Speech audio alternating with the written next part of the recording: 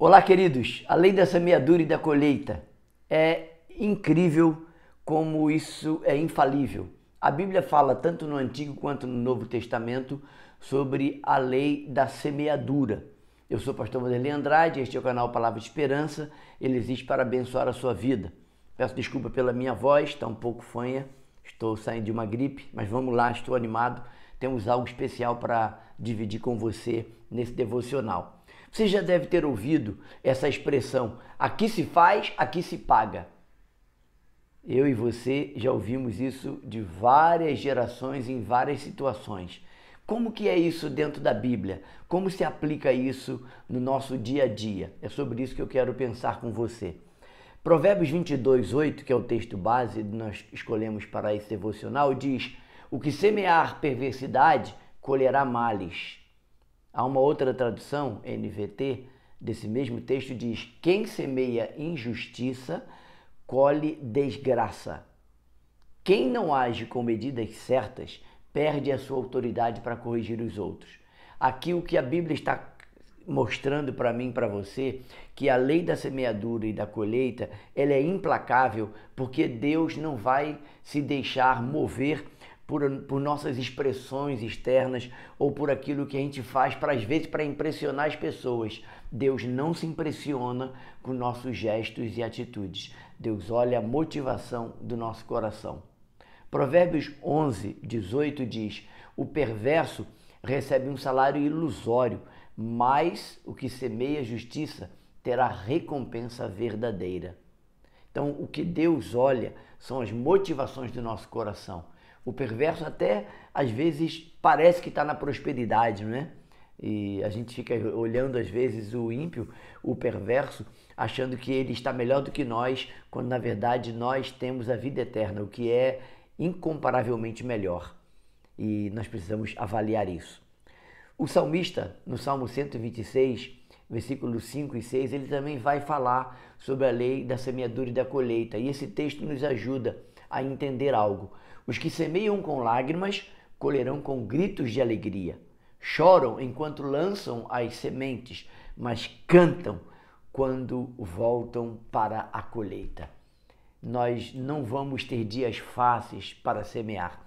Os dias de semeadura geralmente são dias chuvosos, difíceis, são dias que vai requerer de nós muita determinação, períodos longos, às vezes, que vão exigir de nós uma determinação muito severa, madura, pois o dia da colheita vai chegar, mas a gente precisa de paciência para esperar o dia da colheita. Por isso, o versículo diz que as nossas lágrimas, na verdade, elas vão servir para regar as sementes que no futuro próximo, num dia ensolarado, nós vamos colher. Quem semeia com lágrimas, com júbilo, com alegria, com gritos de alegria, vai colher. No Novo Testamento, nós temos pelo menos dois textos, e eu quero pensar com você nesses dois textos, que são muito conhecidos, esses dois textos, e às vezes são usados de maneira errada ou distorcida, fora do seu contexto. E eu quero olhar com você esses dois textos, que é 2 Coríntios 9:6 e depois Gálatas 6, versículo 7 e 8. Em 2 Coríntios 9, versículo 6, nós lemos: e isto afirmo, aquele que semeia pouco, pouco também ceifará. E o que semeia com fartura, com abundância também ceifará. Nesse primeiro texto, Paulo não está ensinando sobre a teologia da prosperidade como alguns afirmam.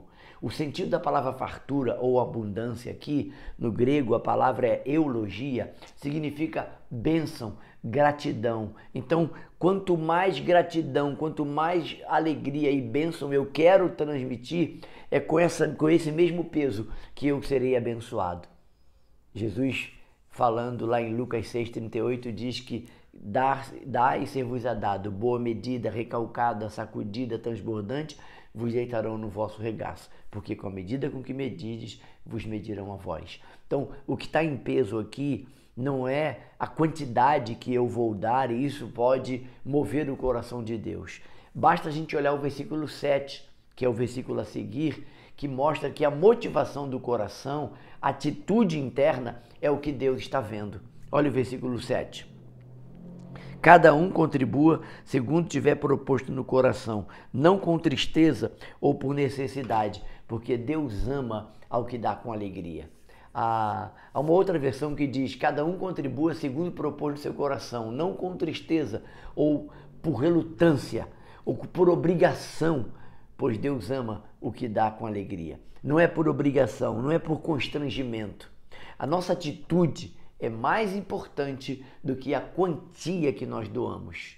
Se a lei da semeadura fosse baseada no que doamos, ou não em nossas motivações, Jesus não diria que a oferta da viúva pobre, lá em Marcos 12, o texto 42 a 44, diz que deram oferta, Jesus ficou do lado do gasofilaço e à medida que eles iam dando oferta, Jesus viu que uma viúva deu 2 moedas e ele disse o seguinte: eu afirmo que ela deu a maior oferta porque ela deu tudo o que tinha. Os outros deram daquilo que sobejavam, aquilo que estava sobrando. Gálatas 6, versículo 7 e 8 é outro texto e o último texto que nós vamos analisar.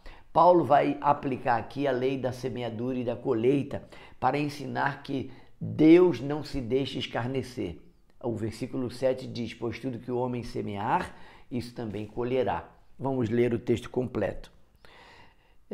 Porque o que não vos engane, de Deus não se zomba, porque aquilo que o homem semear, isso também se fará. Mas eu quero atentar com você para o versículo 8, porque se essa regra é válida para todos, ninguém ficará impune diante de Deus naquele grande dia.